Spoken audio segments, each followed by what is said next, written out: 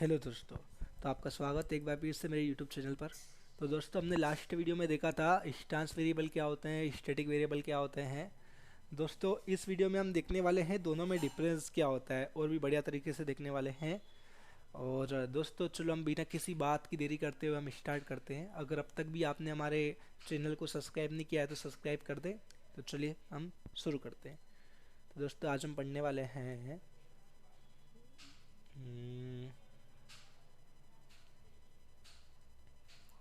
Difference between static variable and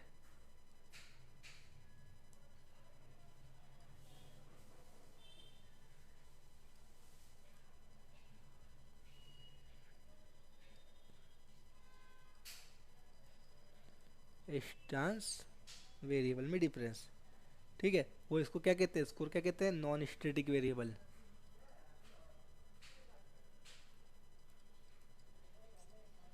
okay दोस्तों, तो क्या होता है। तो पहली बात तो आपको ये पता होना चाहिए कि जो हमारा स्टैटिक वेरिएबल है उसको किसके कैसे क्रिएट करते हैं। वह वेरिएबल जिसके आगे स्टैटिक कीवर्ड आता हो वह वेरिएबल क्या कहलाता है, स्टैटिक वेरिएबल कहलाता है।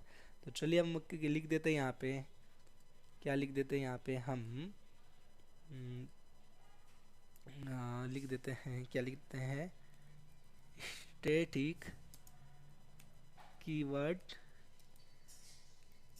must be used to declare। Okay,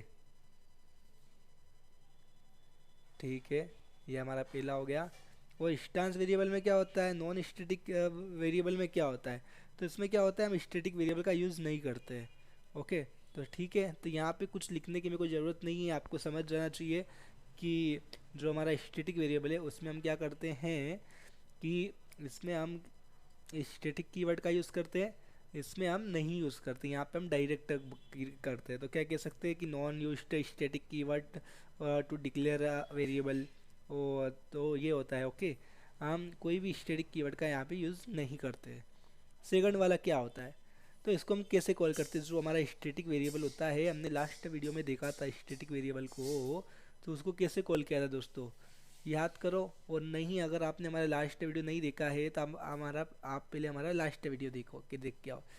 तो दोस्तों, हम स्टैटिक वेरिएबल को कैसे कॉल करते थे, तो हम डायरेक्ट क्लास नेम के थ्रू कॉल करते थे ना। कैसे लिखते थे बताता हूँ, तो पहले मैं लिखा देता हूँ कैसे कॉल करते। कॉल्ड बाय क्लास डॉट और क्लास नेम डॉट वेरिएबल। तो दोस्तों, कभी आपने देखा हो तो कैसे कॉल करते थे। अगर हमारे पास कोई क्लास थी है ना, और क्लास में क्या था, अगर हमारे पास कोई क्लास थी जिसका नाम है टेस्ट। ओके, और टेस्ट के अंदर अगर हमारे पास कोई स्टैटिक वेरिएबल था, static int a equals to 10 था। ओके, वो तो हम पब्लिक स्टैटिक वॉइड मेन के अंदर हम इसको कैसे कॉल करते हैं दोस्तों, क्लास नेम के थ्रू। तो पहले क्या लिखेंगे, टेस्ट डॉट ए, इस तरीके से कॉल करते थे। तो कैसे कॉल करेंगे, अगर हमको इसको प्रिंट करवाना होगा तो हम यहाँ लिखेंगे system dot out dot print L के अंदर हम लिखेंगे टेस्ट डॉट ए, और यहाँ से हम ख़त्म कर देते थे। तो इसका आउटपुट क्या आता था, 10, जो कि इसकी वैल्यू है। ये मैंने आपको लास्ट वीडियो में बताया था। तो इसको हम कैसे कॉल करते हैं, तो इसको हम कॉल करते हैं class name dot variable name. Okay, पर जो हमारा इंस्टेंस वेरिएबल है, ओके, यहाँ पे आपको पता होना चाहिए, पहले वाले में हमने क्या लिखा था कि यहाँ पे हम कोई भी we don't use static keyword. Okay, and दूसरे वाला में इसका लिख रहा हूँ क्या, दूसरे वाला क्या था, मतलब पहले वाले में क्या लिखा कि जो हमारा था कि स्टैटिक वेरिएबल को कैसे डिक्लेयर करते हैं, स्टैटिक कीवर्ड के साथ में। बट इंस्टेंस वेरिएबल के केस में हम स्टैटिक कीवर्ड का यूज़ नहीं करते हैं। वैसे सेकंड पॉइंट मैंने बताया अभी आपको एग्जांपल के साथ कि जो हमारा है स्टैटिक वेरिएबल उसको कैसे कॉल करते हैं, class name dot variable name. पर इंस्टांस वेरिएबल को कैसे कॉल करते हैं दोस्तों, इंस्टांस वेरिएबल को सिंपल कॉल करते हैं, पहले ऑब्जेक्ट बनाते हैं उसके बाद कॉल करते हैं। कैसे, तो मान लो ये हमारे पास क्लास है, इसका नाम क्या है, टेस्ट है। ओके, क्लास टेस्ट के अंदर मैंने एक इंस्टांस वेरिएबल क्रिएट कर दिया, int a equals to 10। Okay, अब इसको मेरे को कॉल करना है किसमें, मेन मेथड में। तो क्या लिखेंगे, पब्लिक स्टैटिक वॉइड मेन, ये हमारी मेन मेथड हो गई। ठीक है, ये हमारा बन गया। ओके, और उसके बाद में इसमें कैसे कॉल करेंगे, तो यहाँ पे पहले ऑब्जेक्ट बनाएंगे, कौन सी क्लास का, टेस्ट क्लास का ऑब्जेक्ट बनाएंगे, ये वाली क्लास का। कैसे बनाएंगे, test T1 equal to new keyword के थ्रू बनाते हैं, न्यू टेस्ट, ये बन गया हमारा ऑब्जेक्ट। अब कैसे system dot out dot print L N में कॉल करवाएंगे, system dot out dot print L N में कॉल करवाएंगे, तो T1 के जरिए T1 डॉट ए करके कॉल करवाएंगे। तो इसका आउटपुट क्या आएगा दोस्तों, 10। ओके, तो इसका हम किसके थ्रू, ऑब्जेक्ट के रेफरेंस के थ्रू कॉल करते हैं। ये क्या है, ये ऑब्जेक्ट है, ये ऑब्जेक्ट का रेफरेंस है जिसके थ्रू हमने क्या किया, इसको कॉल किया है। ठीक है, ये आपको पता होना चाहिए, हमने लास्ट वीडियो में भी देखा था। तो ठीक है, इसको कैसे कॉल करते हैं, तो इसको कैसे कॉल करेंगे, कॉल्ड बाय ऑब्जेक्ट वेरिएबल और ऑब्जेक्ट रेफरेंस। तो मैं यहाँ लिख देता हूँ, कॉल्ड बाय ऑब्जेक्ट वेरिएबल लिख देता हूँ मैं, वेरिएबल। थर्ड वाले पॉइंट में क्या होता है कि इसमें अगर आपने मैं लास्ट वीडियो देखा होगा तो आपको याद होना चाहिए कि इसमें एक ही कॉपी क्रिएट होती है। एक ही कॉपी क्रिएट होती है का मतलब क्या है, चलो बताता हूँ। मान लो ये हमारी क्लास है टेस्ट नाम की। ओके, इसमें हमने एक static int a equals to 10 लिया है। ओके, एक स्टेटिक वेरिएबल बनाया। अब public static void main method बनाई, यहाँ पे हमने इंट आर्ग्यूमेंट लिए हैं, और यहाँ पे इसमें हमने क्या किया, अगर हम इसमें क्या होगा, जब क्लास लोड होगी। ओके, जब टेस्ट क्लास लोड होगी तो क्या होगा, एक वेरिएबल बनेगा जिसका नाम ए रहेगा, जिसकी वैल्यू क्या रहेगी, 10 रहेगी। अगर मैं इसके कितने भी ऑब्जेक्ट बना दूँ, इसको तो पहली बात तो हम किसके थ्रू कॉल करते हैं, स्टैटिक का कीवर्ड को, स्टैटिक वेरिएबल को कैसे कॉल करते हैं, 3 तरीके से कॉल करते हैं। एक तो क्लास नेम के थ्रू कॉल करते हैं। ओके, लास्ट वीडियो में बताया था मैंने, एक तो इसको क्लास नेम के थ्रू कॉल करते हैं। Okay, 1 minute,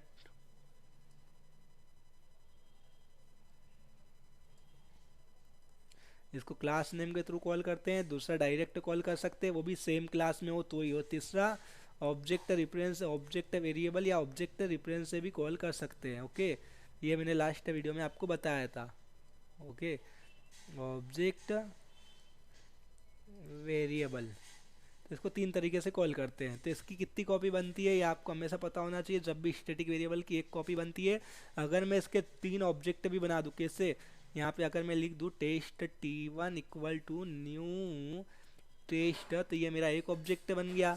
okay, same to same अगर मैं T2 नाम से अगर मैं दूसरा ऑब्जेक्ट क्रिएट कर दूँ, वैसे ही अगर मैं T3 नाम से क्रिएट कर दूँ तीसरा ऑब्जेक्ट, तो क्या होगा दोस्तों, तो यहाँ पे क्या होगा, यहाँ पे T1 नाम का एक ऑब्जेक्ट क्रिएट होगा, T2 नाम का ऑब्जेक्ट क्रिएट होगा, T3 नाम का ऑब्जेक्ट क्रिएट होगा, पर ये इसकी सेपरेट कॉपी नहीं बनाएंगे। ये क्या करेंगे, तीनों इसको ही पॉइंट करेंगे। ओके, अगर मैं T1 डॉट ए में अगर कुछ चेंजेस करूँगा, 10 की जगह 20 कर दूंगा, तो ये ऑटोमेटिक यहाँ से 10 की जगह 20 किसके लिए हो जाएगा, सबके लिए हो जाएगा। ओके, ये आपको पता होना चाहिए, मैंने लास्ट वीडियो में भी बताया था। तो क्या होता है इसमें ये होता है कि जो वैल्यू होती है वो कॉमन होती है सभी ऑब्जेक्ट के लिए। Okay, only 1 copy would be create. Okay, तो चलिए हम हमारा पॉइंट लिख देते हैं। थर्ड वाला पॉइंट क्या हो गया, only 1 copy would be create, only 1 copy would be create.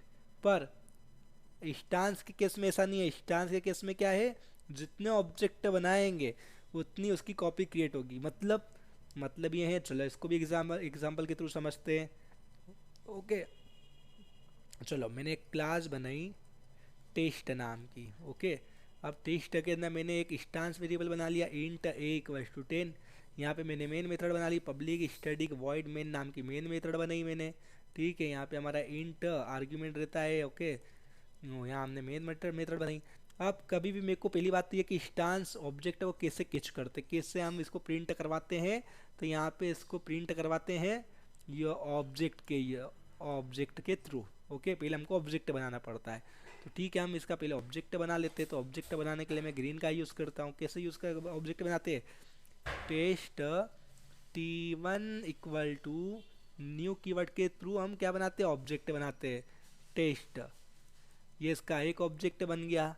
अगर मेरे को दूसरा ऑब्जेक्ट बनाना है तो दूसरा ऑब्जेक्ट बना लेता हूँ, t2 equal to new test.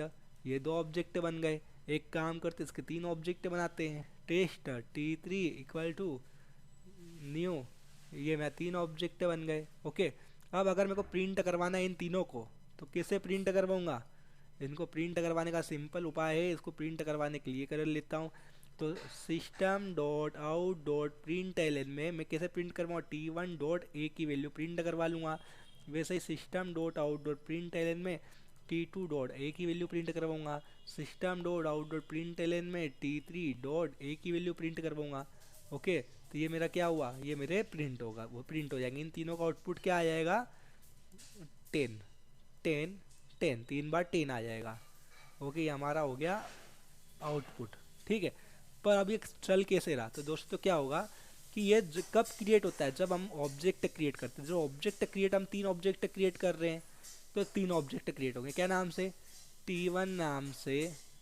Okay, object क्या नाम से क्रिएट होंगे, इसके ऑब्जेक्ट क्रिएट होंगे t1 नाम से, t2 नाम से, t3 नाम से।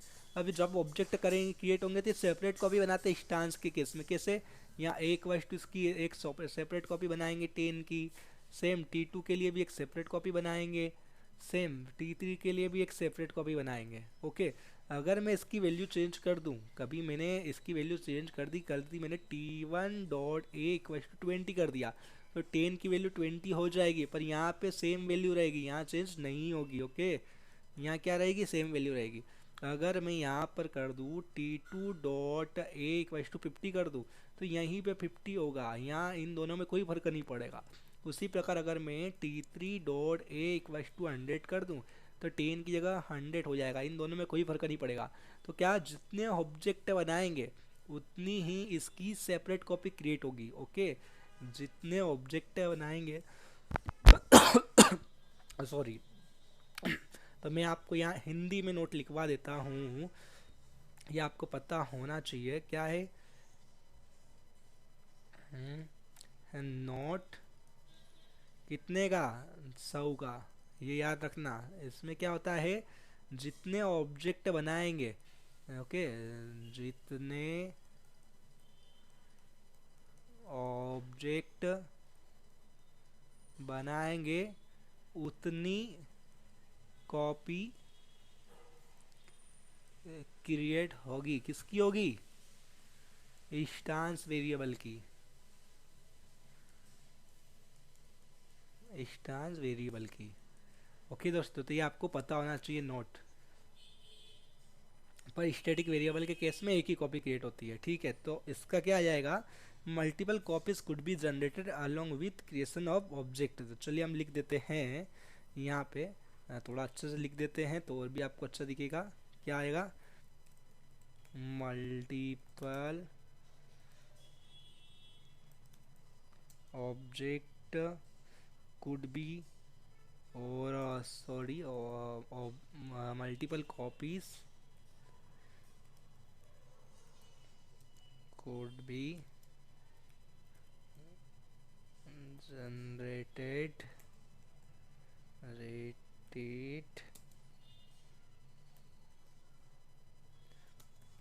along with creation of object।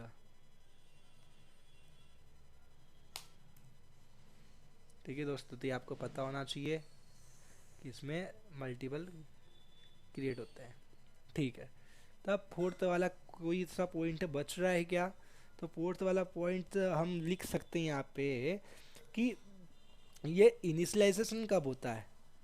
Okay, तो मतलब ये इनिशलाइज कब होता है, मेरे कहने का मतलब ये है, एक मिनट आपको मैं समझाता हूँ, इसको हम क्लीन कर लेते हैं।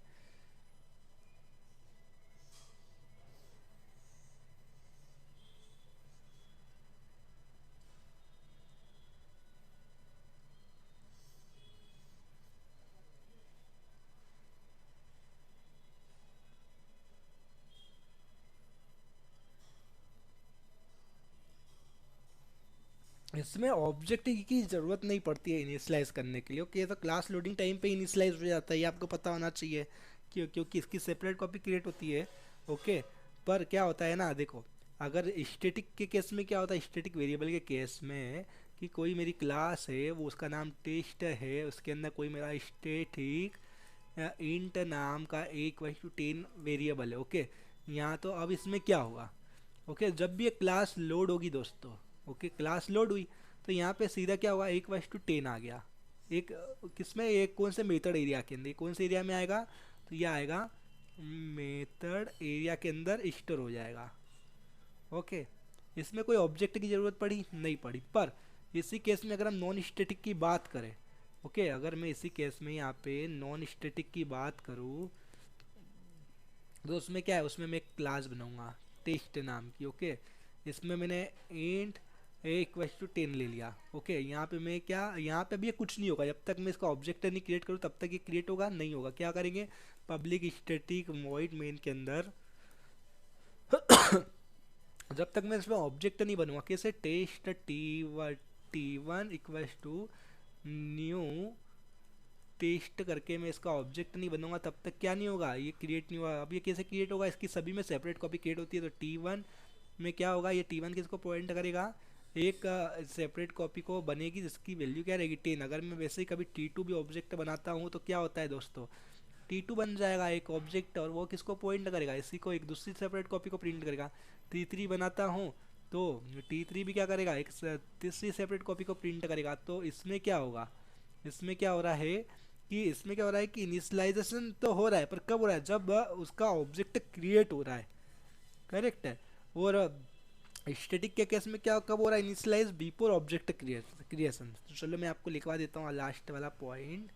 ठीक है, तो लास्ट वाला पॉइंट क्या हो जाएगा,